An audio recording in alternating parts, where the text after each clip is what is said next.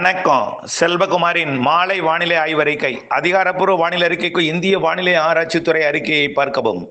2026 மே 26 செவ்வாய்க்கிழமை மாலை நிலவர ஆய்வறிக்கை. இன்றைக்கு வெப்பச்சலன இடிமழை பொழிவு ஆந்திர பிரதேசம் நகரி, சித்தூர் பகுதியில் தொடங்கி தமிழ்நாட்டின் திருவள்ளூர் மாவட்டம், ராணிப்பேட்டை மாவட்டம் பகுதிகளில், அதாவது திருத்தணி, சோளிங்கர், அரக்கோணம் இந்த பகுதிகள் வழியாக ராணிப்பேட்டை, காஞ்சிபுரம் மாவட்டத்தின் மேற்கு பகுதி, வேலூர், குடியாத்தம் மற்றும் திருப்பத்தூர் மாவட்டத்தின் பகுதிகளுக்கெல்லாம் மழைப்பொழிவை கொடுத்து கொண்டு ஆம்பூர் மற்றும் ஆரணி, போலூர், திருவண்ணாமலை இந்த பகுதிக்கெல்லாம் மழைப்பொழிவை கொடுக்க போகிறது. கண்டிப்பாக திருவண்ணாமலை சுமார் ஒரு 6 மணி 6:15 திருவண்ணாமலைக்கும் செங்கத்துக்கும் மழைப்பொழிவை தொடக்கி, அதற்கு பிறகு சாத்தனூர், அதற்கு பிறகு திருக்கோவிலூர் உள்ளிட்ட கள்ளக்குறிச்சி மாவட்ட, விழுப்புரம் மாவட்ட எல்லைப்பகுதி தொடங்கி திண்டிவனம் கூட வரலாம். ஆனால் திண்டிவனத்துக்கு வாய்ப்பு இல்லை, பார்ப்போம். ஆனால் செஞ்சி வாய்ப்பு இருக்குது. செஞ்சி, திருக்கோவிலூர், சங்கராபுரம், திருவண்ணாமலையோட அந்த எல்லையோரம் தொடங்கி தெற்கு பகுதி வரைக்கும், கள்ளக்குறிச்சி மாவட்டத்தோட கள்ளக்குறிச்சி மற்றும் இந்த வீரகனூர் பகுதி, ஆத்தூர் பகுதி, சின்னச்சேலம் பகுதி இங்கெல்லாம் மழைப்பொழிவை கொடுக்கும் என்று எதிர்பார்க்கப்படுகிறது. அதற்கு பிறகு எங்கன்னு பார்த்தீங்கன்னா, அப்படியே சேலம் மாவட்டம், தருமபுரி மாவட்டம், கிருஷ்ணகிரி மாவட்டத்தோட கல்வராயன் மலைக்குள்ள நுழைஞ்சி அப்படியே ஒசூர், பாப்பிரெட்டிப்பட்டி, அரூர், பொம்மிடி, தருமபுரி, அப்புறம் கிருஷ்ணகிரி, ஊத்தங்கரை இதெல்லாம் மழைப்பொழிவை கொடுக்கும். அப்படியே பார்த்தீங்கன்னா அதற்கு பிறகு பார்த்தீங்கன்னா ஒசூர், தேன்கனிக்கோட்டை, அஞ்சட்டி, அப்புறம் பெண்ணாகரம், ஒகேனக்கல், அப்புறம் மேட்டூர், கொளத்தூர் இந்த பகுதிக்கும், சேலம் தலைநகர் பகுதிக்கும் வாய்ப்பு இருக்குது. சேலம் தலைநகர் பகுதிக்கும் வாய்ப்பு இருக்குது. சேலம் ராசிபுரத்துக்கும் வாய்ப்பு இருக்குது. நாமக்கல் மாவட்டம் ராசிபுரம், நாமக்கலுக்கும் வாய்ப்பு இருக்குது. அப்புறம் அதுக்கப்புறம் கண்டிப்பாக ஈரோடு மாவட்டம் வடக்கு பகுதி, கர்நாடக எல்லையோர பகுதிகளுக்கு அந்தியூர், எண்ணமங்கலம் அந்த பகுதியிலிருந்து அப்படியே சத்தியமங்கலம், கோபிச்செட்டிப்பாளையம், தூக்கநாயக்கம்பாளையம் வாய்ப்பு இருக்குது. அப்படியே காவிரி கரையோர ஈரோடு மாவட்டம், கொடுமுடி, அரச்சலூர் இதுக்கெல்லாமும் திருப்பூர் மாவட்டத்தோட வடக்கு பகுதிக்கும் வருவதற்கு நன்றாக வாய்ப்பு இருக்குது. கோயம்புத்தூருக்கும் வாய்ப்பு இருக்குது. வாய்ப்பு இருக்குதான்னு சொல்லிட்டு இருக்கேன். உறுதிங்கிறது கர்நாடக எல்லையோரம் மற்றும் கர்நாடகா. இப்போ திருவண்ணாமலையில் இருப்பது கள்ளக்குறிச்சிக்கு வரும். அப்புறம் அப்படியே ஒட்டுமொத்த கல்வராயன் மலை தாண்டி கிருஷ்ணகிரி, தருமபுரி, சேலம், நாமக்கல் வரும். நாமக்கலுக்கு வாய்ப்பு குறைவு இருக்குது, வாய்ப்பு குறைவு தான். ஆனால் தருமபுரி, சேலத்துக்கு வாய்ப்பு கூடுதல். சேலத்தை விட தருமபுரி தான். தருமபுரி, கிருஷ்ணகிரி 100% உறுதி. அதை தாண்டி கர்நாடக பகுதிக்குள் போகும். போய் மைசூர், பெங்களூருக்கெல்லாம் நல்ல மழைப்பொழிவை கொடுக்கும். இது நீலகிரிக்கும் ஈரோடு மாவட்டத்துக்கும் நள்ளிரவிலே ஒரு 10-11 மணிக்குள்ளே வரும். நிச்சயமாக ஒரு 9-10 மணிக்கு மேலே கண்டிப்பாக வரும் ஈரோடு மாவட்டம் வடக்கு பகுதிக்கலாம். அதுக்கப்புறம் இடையில கூட ஆங்காங்கே தென் மாவட்டத்திலையும் மழை தொடங்கி ஆங்காங்கே பெய்து கொண்டு தான் இருக்குது. திருச்சிராப்பள்ளிக்கு தெற்கையும் மழை ஆங்காங்கே பெய்து கொண்டு தான் இருக்குது.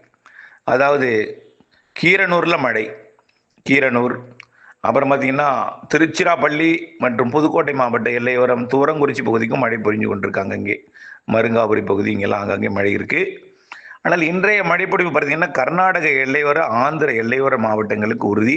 உள்ளே நாமக்கல் வரைக்கும், ஈரோடு வரைக்கும், திருப்பூர் வடக்கு கூட வாய்ப்பு இருக்குது. ஏன் காற்று சுலவானிச்சுன்னு வச்சிங்களேன், உடுமலைப்பேட்டை, பொள்ளாச்சி, கோயம்புத்தூர், மருதமலை எல்லாமே கொடுத்து அப்படியே கேரளாக்குள்ளே போகும். பார்ப்போம், பொறுத்திருந்து பார்ப்போம். அப்படி ஏதாவது தீவிரம் இருந்தால் நான் மேலும் ஒரு அறிக்கையை இரவில் வழங்குகிறேன். நாளைக்கு எப்படி இருக்கும் அப்படின்னு பார்த்தீங்கன்னா, நாளைக்கு அதாவது இன்றைக்கு இப்படி மேற்கு நோக்கி போன பிறகு, ஆனால் கடலோரமாக வர்றதுக்கு வாய்ப்பு இருக்குங்க. கடலோரம்னா இப்போ நம்ம விக்கிரவாண்டி, திண்டிவனம் கூட வரலாம், வாய்ப்பு இருக்குது. கொஞ்சம் வந்துட்டு போயிடும். நாளைய மழையை பொறுத்த வரைக்கும் இதை விட கொஞ்சம் கூடுதல் பரப்பில் தெரியுது கர்நாடக எல்லையோரம், கொஞ்சம் தென் மாவட்டங்களுக்கும் தெரியுது. நாளைக்கு 28ஆம் தேதி இது வரைக்கும் தென்மேற்கு பருவமழை 26ஆம் தேதி தொடங்கும்னு இந்திய வானிலை ஆய்வு நிறுவனம் ரொம்ப நாளைக்கு முன்னே அறிவிச்சிட்டு இருந்தாங்க. கடந்த சில நாட்கள் வரைக்கும் அறிவிச்சாங்க. இன்னைக்கு 26, ஆனால் எந்த அறிவிப்பும் இல்லை.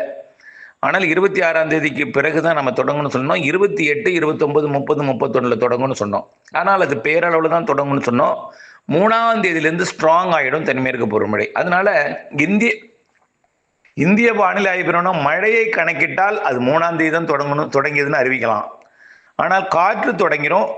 தென்மேற்கு பருவக்காற்று குளிர்ந்த ஒரு சீதோஷநிலை சாரல்லாம் வந்துடும். அதெல்லாம் 28க்கு மேலே.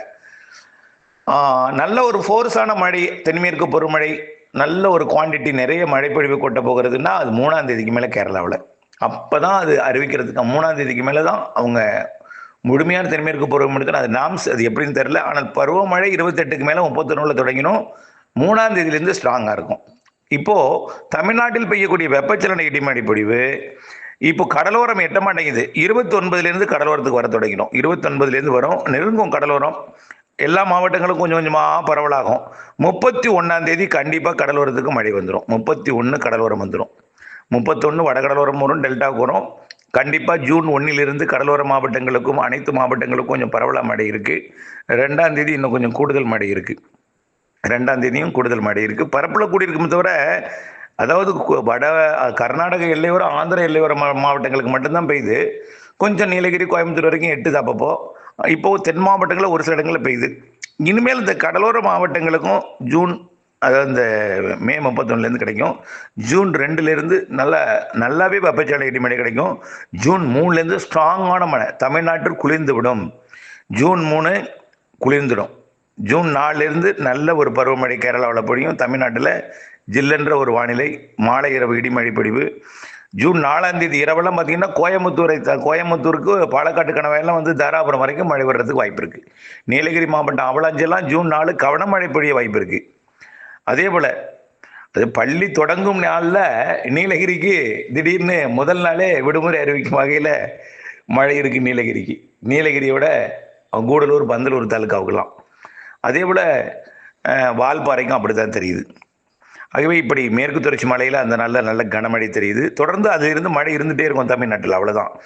மேற்கு தொடர்ச்சி மலையிலையும் நல்ல மழை பெஞ்சிட்டு இருக்கும். தமிழ்நாட்டிலையும் வெப்பச்சலன இடிமழை மாலை இரவு பெஞ்சிட்டு இருக்கும். பாலக்காட்டு கணவாய், ஆரியங்காவு கணவாய், ஆர்லாய்மூரில் கொஞ்சம் காற்று வந்தாலும் சாரலும் வரும். அப்பப்போ சாரல் சில வலுவான தென்மேற்கு பருவமழை பெய்யும்போது சாரல் நல்லா உள்ளே வரும். சில நாள் சாரல் காற்று மட்டும் வரும், குளிர்ந்த காற்று வரும். இப்படி மாறி இருக்கும். தமிழ்நாட்டில் வெப்பச்சலன இடிமழை பொழிவு 1ஆம் தேதியிலேருந்து அதிகரித்து 3ஆம் தேதியிலேருந்து நல்ல ஸ்ட்ராங் ஆகி அப்புறம் மழை இருந்துகிட்டே இருக்கும். ஜூன் 10லேருந்து ஸ்ட்ராங்கான தென்மேற்கு பருவமழை. ஜூன் 15லேருந்து இன்னும் ஸ்ட்ராங்கான தென்மேற்கு பருவமழை. ஜூன் இறுதியெல்லாம் நல்ல ஸ்ட்ராங்கு. ஜூலை இன்னும் ஸ்ட்ராங்கு. ஜூலையில் அணைகள் எல்லாமே நிரம்பி இருக்கும்னு எதிர்பார்க்கப்படுகிறது ஜூலை இறுதிக்குள்ளே. ஆகஸ்ட் ஓவர்ஃபுல்லாகி கடலுக்கு போகிற அளவுக்கு மழை இருக்குது. ஆகவே செப்டம்பர் இன்னும் அதிகமாகவே இருக்குது. அப்புறம் வடகிழக்கு பருவமழை, தென்மேற்கு பருவமழை தொடங்கக்கூடிய இடைப்பட்ட காலத்துலையும் அதிகம் இருக்குது. வடகிழக்கு பருவமழை பெஞ்சு தொடங்கியது எப்போன்னு தெரியாத அளவுக்கு தென்மேற்கு பருவமழை வலுவாக இருந்து அப்படி வடகிழக்கு பருவமழையாக மாறிடும். வடகிழக்கு பருவமழை நிகழ்வு அதிகம். தென்மேற்கு பருவமழையிலேயே நிறைவடையும் போது வலுவான நிகழ்வு இருக்குது. ஆகவே நம்ம ஏற்கனவே சொன்னதில் எந்த மாற்றமும் இல்லை. அப்டேட்ஸோடு இணைந்திருங்கள். இணைந்திருக்க அன்போடு கேட்டுக்கொள்கிறேன். நன்றி.